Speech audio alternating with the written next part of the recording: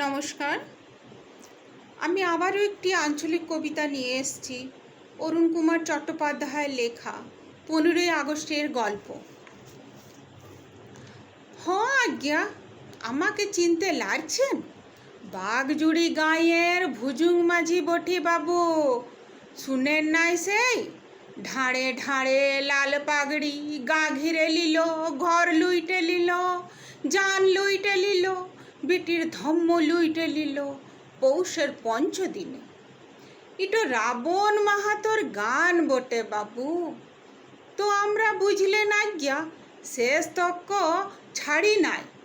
সনসনায় কাঁড় চলল, লাঠি আর টাঙ্গি, উহাদের বন্দুক বারুদ, সে সকল ছির চাতুর বৃত্তান্ত কিতাবে কাগজে লেখাপড়ি করিয়েছে তো বাবুরা। আমার নামটা লিখেন নাই আজ্ঞা। ভুজুং মাঝির কাড়ার পাড়া তাগতগুলিতে এখন ফুটোয়া। ভুজুং মাঝি ইঠেনে ঠিকাদারের বেগার কুলি খাটছে। সিপি সালে ট্রেনটা ঝাঁকঝাঁকায় পৌঁছান দেন কেন দিল্লি শহরটাতে? সোনার মেডেল তামার পাতলিতে লয়।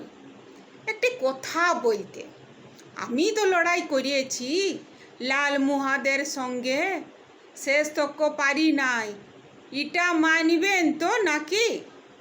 তামার পাত মিডেল আপনারাই লেন বাবু, বড় খাতাটায় নামটা লিখান আপনারা।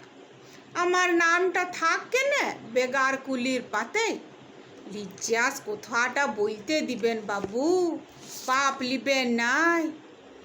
আমার ঘর, আমার খামার, আমার টুকচেক জমিন, সোনার বন্য ধান ফিরাই দেন কেনে বাবু? হ্যাঁ আজ্ঞা, শুনছেন? আমার সোনার বন্য ধান শুনছেন আজ্ঞা? আমার সোনার বন্য ধান। নমস্কার।